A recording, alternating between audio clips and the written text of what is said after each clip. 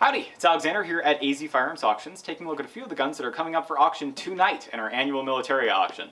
What we have here is about 80 years of continuous service rifles, all the way from the Trapdoor Springfield to the M1 Garand. It's cool to have these all in one place, so we decided to pull them, talk about what makes them all so different. Starting all the way back, we have this Springfield 1873 Trapdoor Springfield. This one's actually a model 1884, it's got a different rear sight. But it's the first rifle that the US used that was a breech loader. It was the first rifle that took cartridges as a standard issue rifle. Pretty cool, very long, similar manual of arms to the percussion cap rifles that we used before it. They saw heavy use in the Indian Wars all the way to the Philippines and Spanish-American War, where they were entirely phased out by this. The Krag Jorgensen marked the first time that a bolt action was used by the US, and also the first time that we used smokeless powder. The 3040 Krag, it's a rimmed cartridge, but it was smokeless and it fed through these weird 5-round kind of side-loading things. They didn't use stripper clips. The ideology was that we would be able to single feed until we needed to activate the magazine, and we'd want to be able to top it off as necessary, which is a cool concept for exhibition shooting, but when we did the Spanish-American War, we were up against the Spaniards who had 1893 pattern Mausers, and we were very impressed by how quickly they could reload. Didn't win them the war, but we liked the rifle. So the shameless copy of the Mauser 98 pattern that we adopted next is the Springfield 1903.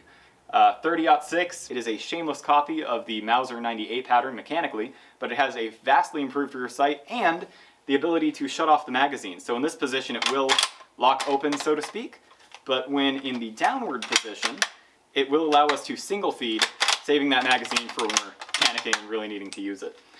Super cool rifle, very nice trigger. But when we entered World War I, we didn't quite have enough. We were already supplying a ton of arms to the British, namely the P14 Enfield. It's cock-on-close rifle, it was chambered in 303 Brit, but we don't use 303 Brit. So to keep up with the demand for arms, we made this, the Model 1917. This one is a Winchester, but they're also made by Eddystone and Remington. Very cool rifle. It's cock-on-close, but also 30-06 holds 6 rounds instead of the 5 of the 1903. And by the numbers, this was used more than the 1903 by US Expeditionary Forces in Europe. So pretty cool to see, especially in this condition. Now, most countries at the start of World War II were just using shortened versions of their World War I era super long bolt-action rifles. However, America entered with something else entirely. Needs no introduction, but it is a semi-auto M1 Garand. Still uses 30-06, but it feeds with 8-round end block clips. It's known for its ping and its thumb-eating abilities, just like that. Super cool to see.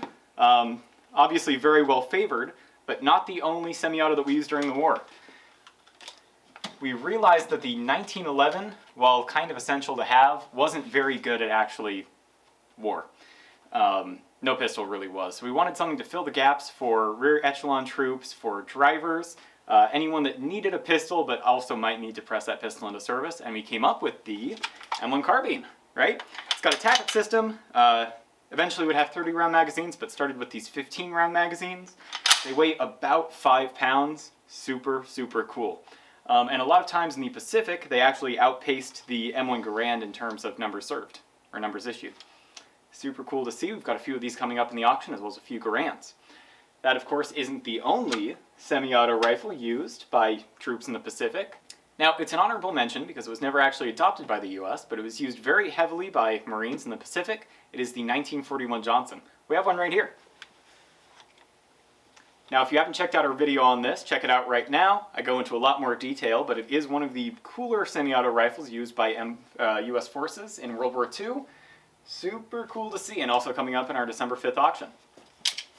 Now, once again, if you were interested in any of these, you can place a bid on them right now. The auction is tonight. Check it out at pogauctions.com. We're having an auction tonight. We're having an auction tomorrow. We have auctions like this all the time, so if any of this stuff strikes your fancy, keep checking us out. Give us a follow. Once again, that is pogauctions.com. Hope to see you there.